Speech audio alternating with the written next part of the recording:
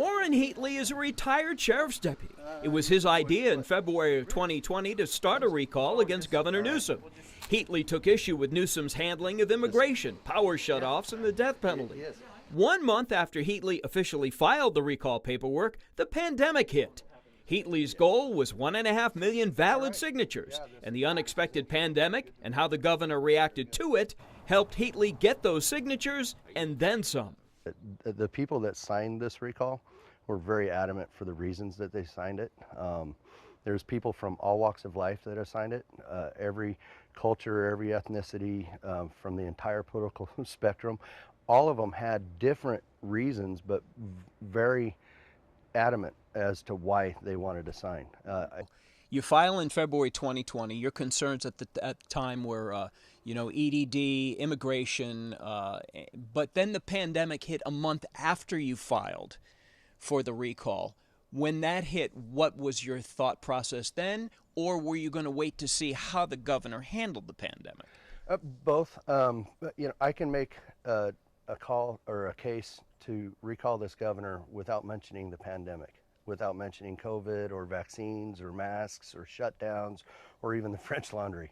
There are a lot of reasons to recall this governor.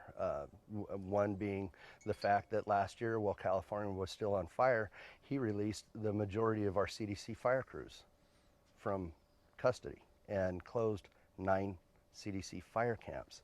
He's now closing Susanville, which is a major prison in our system, but he's doing it. Why? That's where the CDC fire crews are housed, and he's doing that at the beginning of our fire season.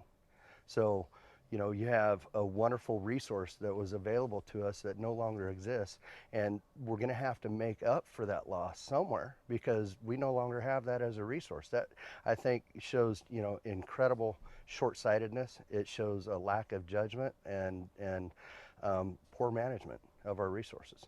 That's one case. And now we'll get to all the other ones too. So you don't. I'm not asking that you list them all now. You're lying flat on your back. You've had a back problem. Something you saw triggered all this from the beginning, right? Was something about immigration. He said. What was it that you're not involved in any of this? You saw a video.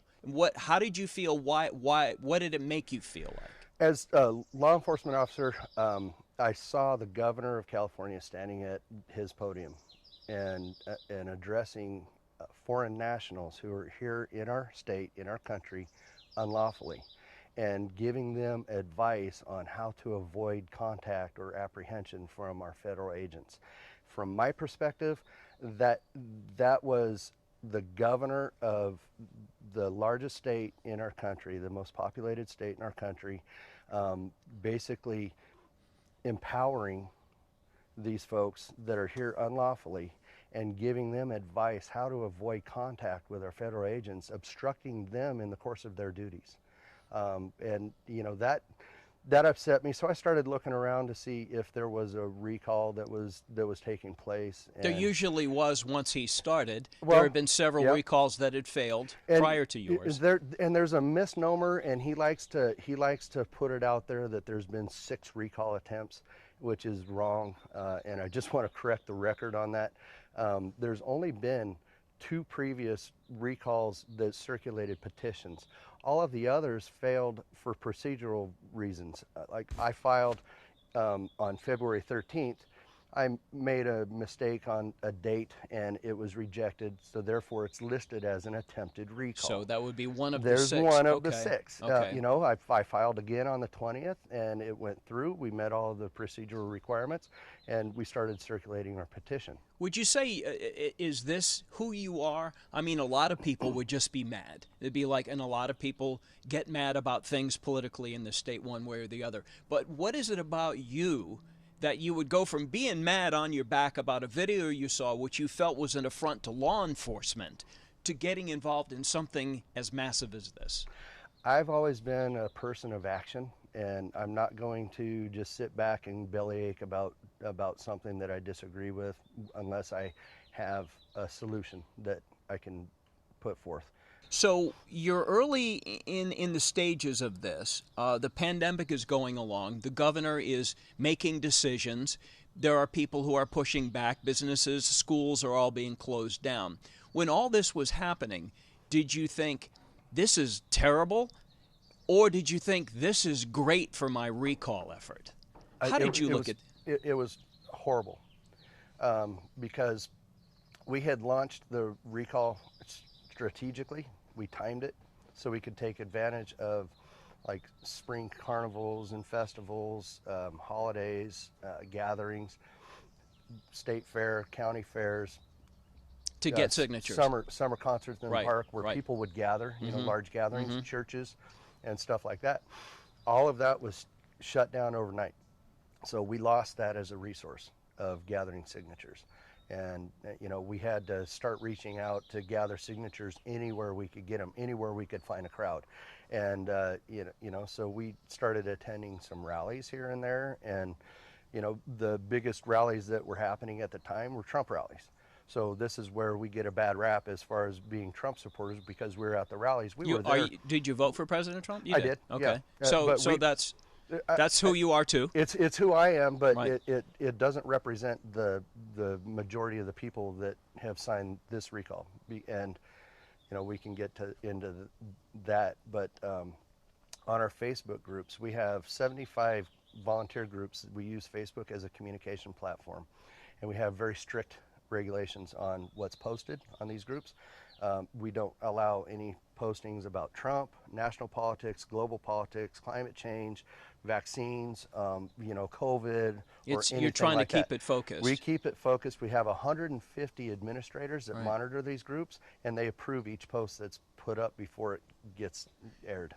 Well, you are in the middle of a recall, and you're going to have to expect that your opposition's going to come at you with things. I mean, are you sensitive when you're called, you're linked to Trump? I mean, in this state, probably not the best link. I'm sensitive when I'm called a white supremacist and anti-Semite. I have Jewish heritage, and that I'm proud of. My grandmother came over from Hungary, and as a young lady, and migrated here to California.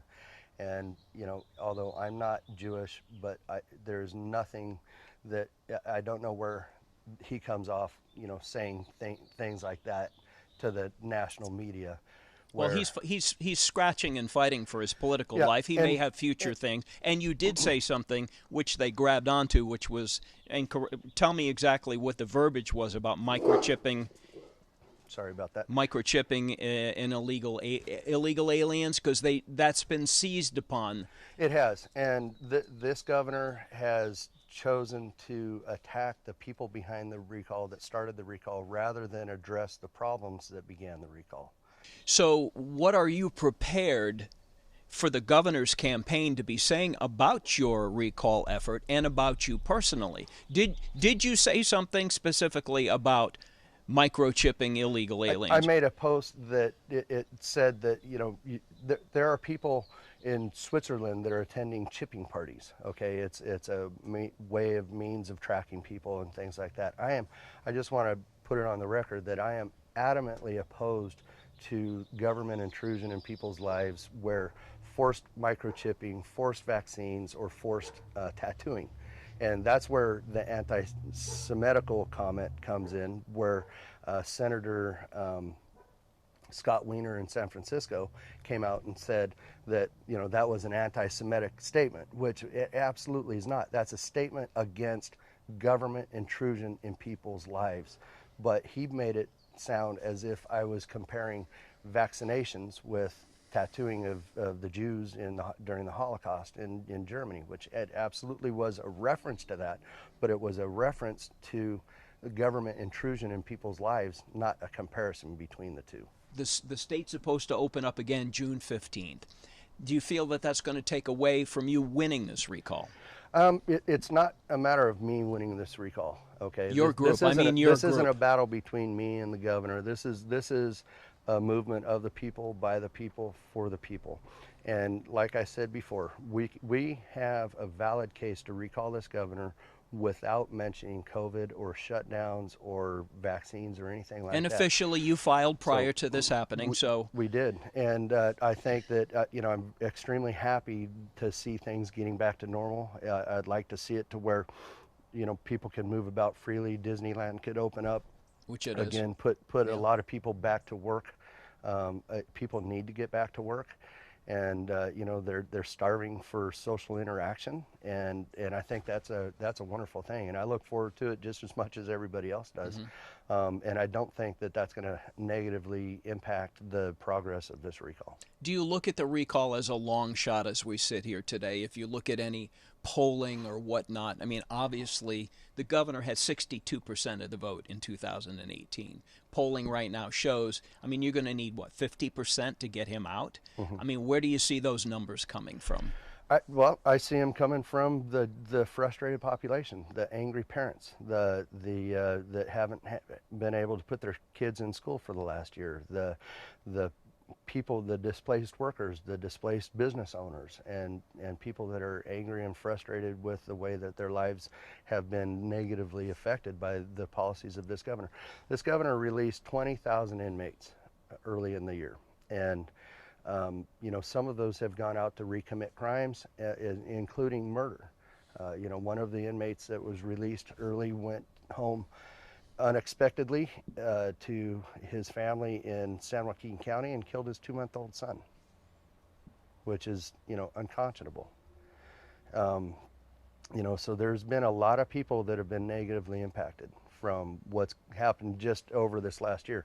But if you talk about the reasons behind the recall, they still stand. His mismanagement of our tax dollars with the gas taxes and taking those monies and redirecting them to programs and things that they weren't intended to be used for. The people of California voted for a lockbox provision to that gas tax, and because they didn't want the government dipping their hands into it and redirecting it. And here this governor, held that hostage for municipalities that didn't adhere to the low-income housing requirements, the state requirements, which is almost impossible for a city or a county to adhere to. So he, has found a loophole to misallocate that money and spend it elsewhere. And that's just one of the top reasons behind this recall. What do you think of the governor personally? I mean, I think he's a likable guy, and I have to say, there's a lot of people out there that call him names and things like that. I've avoided doing that. I think he's a likable guy. I think he and I share I don't want to call it a character flaw. We're both dyslexic. It doesn't serve me to attack him personally. I'm attacking his policies, where in converse, he's attacking us personally and not addressing the policies that we're upset with. Do you feel that the fact that it's gotten to this point, I mean, we're on the cusp or the precipice of everything being official here. Do you feel like you've already won? I don't know that I want to ask you if you feel like you've gotten a moral victory, but here you are. It's only the second time a California governor is going to face a recall election. People heard you. You launched something. It was successful. Win or lose, Where do you stand on this? I think that, what we've done is the very foundation of what our country's built on. We have a one-party government in California. There are no checks and balances, and the people are the last check in the balance system to bring government back to where it's responsive and accountable to the people that they serve. This Airstream trailer in Heatlie's driveway is the makeshift recall campaign headquarters. Heatlie contacted staff who supported the 2003 Gray Davis recall and managed to put together a team with coordinators in all 58 California counties. While the pandemic response pushed many people to sign the recall, they got over 400,000 signatures right after the governor dined at the exclusive French Laundry restaurant. The French Laundry incident, where I don't like to focus on that. That was something that took place, but it's not the reason behind the recall. And there's a lot of people We're upset at that because they're told to stay home. He's out doing what he's doing, and that's something that people just don't tolerate with their government leaders. It doesn't matter what side of the aisle you're on. They don't tolerate hypocrisy within our government leaders. If you could run into the governor at Raley's today, what would you say to him if he said, "Hey, are you the guy?" What would you say? I would say absolutely, I'm the guy, and we have nobody to thank for the success of this recall but Gavin Newsom, and he has nobody else to blame. Do you feel that now that people have a sense of what the recall will cost, are looking at this as, oh, that's a lot of money for something that may not eventually happen? Money lost. I think that it's money well spent. We've already lost $31 billion to fraud and corruption. This governor was given a warning from his state auditor that the EDD was ripe for fraud and scandal and corruption, and did nothing to prevent it. And then it was revealed, at first it was, oh, we're missing $2 million. No, well, now 10. Well, now it's in upwards of $31 billion. And that's 62,000 single-family homes at the cost of $500,000 a piece. Okay, so this recall is a drop in the bucket, and it's going to put a plug in the leak. It's going to stop the free flow of our tax money just being squandered. Come fall, whenever this recall election is, and it's the last day, win or lose, are you going to be glad this is over? Does it depend on how it turns out? No, I'm going to be glad when it's over. I'm not a politician. I'm not a public speaker. I've spent my whole life trying to stay out from the view of a camera, my professional life, and this is not something that I'm comfortable with. It's not something that I enjoy, and I don't take lightly what we're doing. This is a serious matter, and it's not something that should be dealt with lightly. This is something that it's necessary, and we need to bring California back into a government that's representative of the people. This governor has shown time and time again, with executive order after executive order after executive order, that he doesn't care what the people think.